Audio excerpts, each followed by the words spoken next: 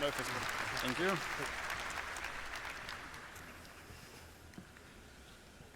Wow. Thank God there's only 20 of you, otherwise I'd be nervous. Right, thanks for having me. I'm here on behalf of the Planet Content team, and we're very excited to finally show you some of the things we've been working on. As you've just seen from Will and Ali, the system keeps Environment growing tech both artist? complexity Are and they gonna show the weather? so our libraries have to grow alongside it. Wait, should I click? Come No. on. No, I should click. Yeah, click. Oh, there we go.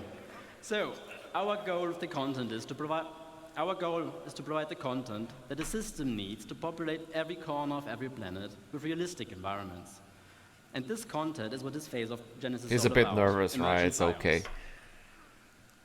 It's not a... For our first example of today, it's almost a shame Will left because it's about moisture. But let's look at very high moisture and medium to high temperature. Woo! That is definitely not macrotech. Swamps!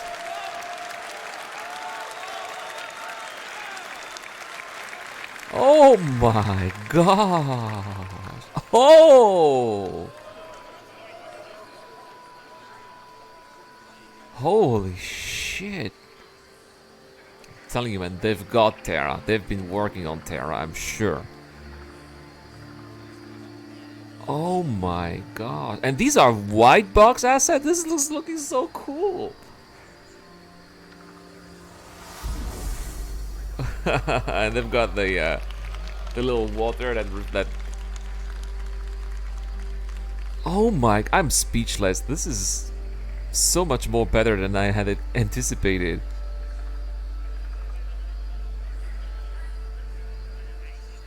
I love the sounds also. Another crash ship in the water. It's an X-wing. See, I might do. You see, Gruff? I'm going to wait for the UE Strikes Back.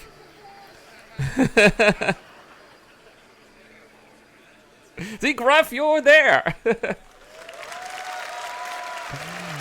Cool. I'm gonna wait for the UE Strikes Back, but it's definitely gonna be worth doing. Yeah, that's white box, right? So, for swarms, we obviously made vegetation that feels at home in or near water. But before we dive in, allow me to give you a quick primer on our approach to authoring plants. Most species can survive in a fairly wide range of climate conditions, but will only thrive if the conditions are ideal.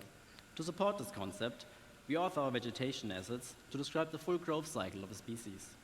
If the conditions aren't ideal, they may not grow to full maturity or look their best, but the species can still exist. So let's have a closer look. Alright, so we've got the water plants. Like the Terra and the iris. We also need the aquatic ones to float on the water surface, like the water lily or the pickerel weed. Which is why we have the Willow technology of the one things that after, float. The Chinese tallow tree, while comfortable near water, you can also use to replace some of the more aged assets used to seeing elsewhere in the game.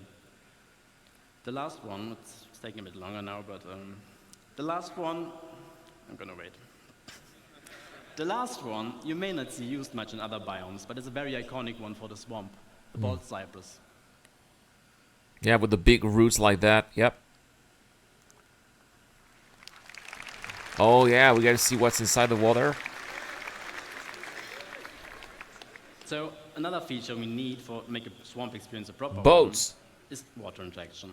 Over the last year or two, a lot of work has gone into improving the way our water I mean, this is renders. evident going into Naturally, Squadron we want to make a 42. We've biome seen that that in the highlights demo those last year, so advances. it's not much of a Let's have surprise that we brief see look at that. what it's like being Is that inside the fish? swamp. I think I saw fish inside. As you walk through or swim through the water, you may come across obstacles like logs or debris floating on the surface. Oh, Your they reaction to move. the player character can be pushed out of the way.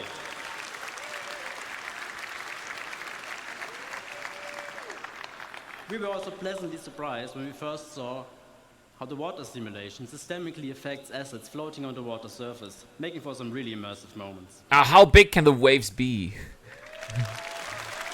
It's nice that it makes those little waves. I really wonder, for science, right? How big can those waves Before I be? get to our second use case of the day, a quick disclaimer.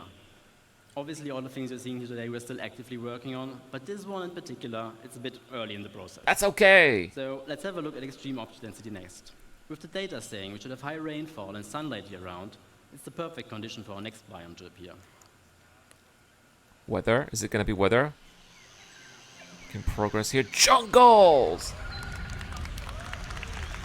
Oh my.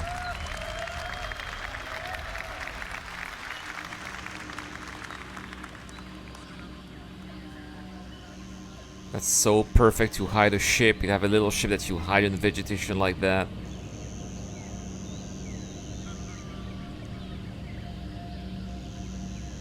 And you hide behind and then... poof.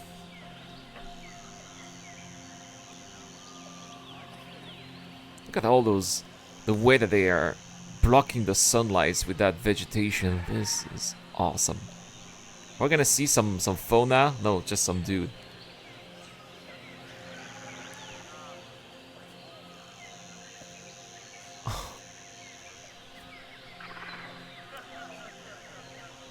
Wow, that is so massive.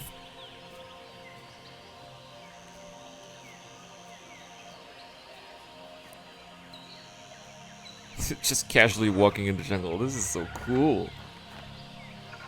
What's that? A wreck? Ship they landed there? Little Pisces?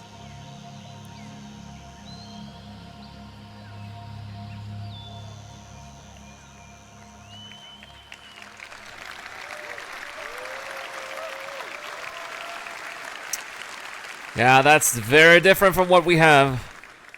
Considering everything you've just seen is still very much work in progress, the gameplay capture team really did a great job showing our work in the best possible light. With jungles, we wanted to explore the concept of vertical stratification, as they are the prime example for that. What it means Yeah, because the vegetation is so high, right? Biomes, defined by the species that thrives with the amount of sunlight and rain that still reaches there. The floor, herb and brush layer, we could almost do before, obviously missing the density. I mean, Now it still we looks also have great, the even option without the to add density. variation to the tree layer by dynamically spawning epiphytes like lianas, orchids, or bromeliads, attached to trunks and canopies of other assets.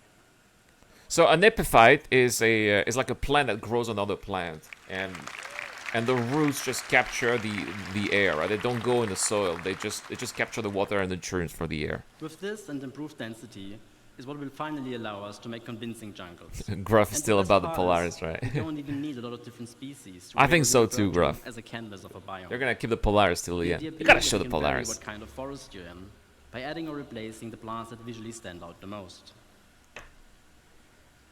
Now, to get us started on our stratification, we made epiphytes like the epiprenum and the bromeliad, including a potted version for your hab. You can have the Then plant, optionally the jungle pot. lianas for Oh jungle. yes. And we also made the grias, which add character to the herb and tree layer.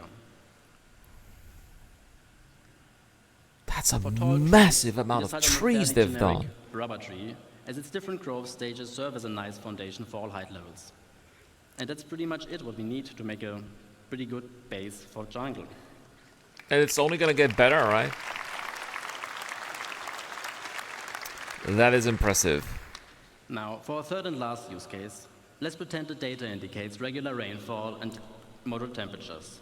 This climate would support a lot of different forests, but we also wanted to use this opportunity to explore extreme scale. And they're just really cool. Thunderstorms, heavy rain. All right, what are we looking at here? That's not a lot of clouds so far. Okay, redwoods. Oh, there we go. Return of the Evil Caddy. See, Gruff, we're gonna have the UE Strikes Back and Return of the Evil Caddy with the redwood forests.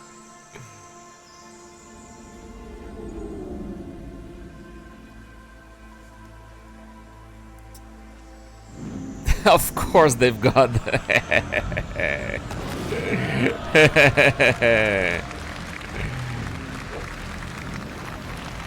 They need to shoot at each other.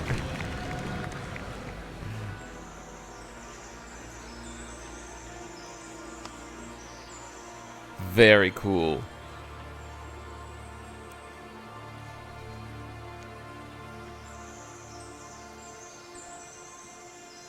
And we can see all the humidity also that's just gathering there. Nice. And there's Morph.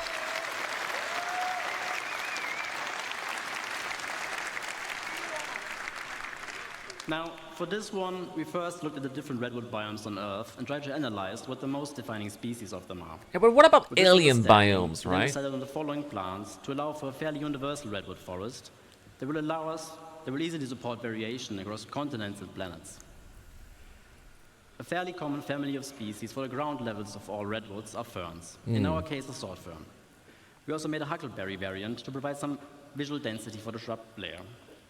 To add some Jurassic vibes, I like how tree they ferns, show as they the... can be found in New Zealand's redwood forests. Oh yeah, that's The most true. important one, though, obviously sequoias. And they ended up being one of our most complex sets yet. As it turns out, they can grow to be fairly ridiculous in size.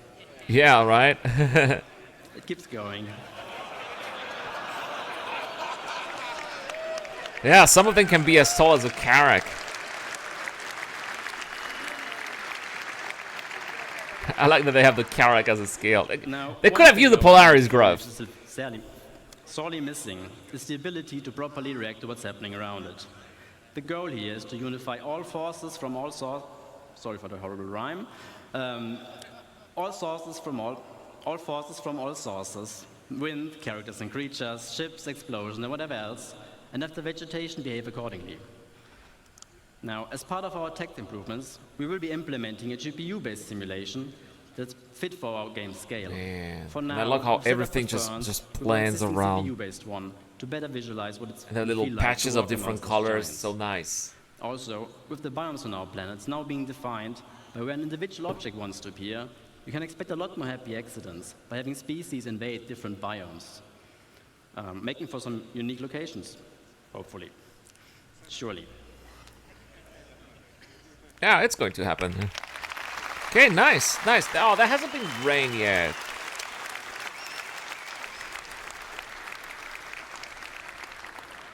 Now, before I get to disappear off stage, I just want to say a big thank you to everybody involved, especially my team in Frankfurt for doing such amazing work and being all around great people.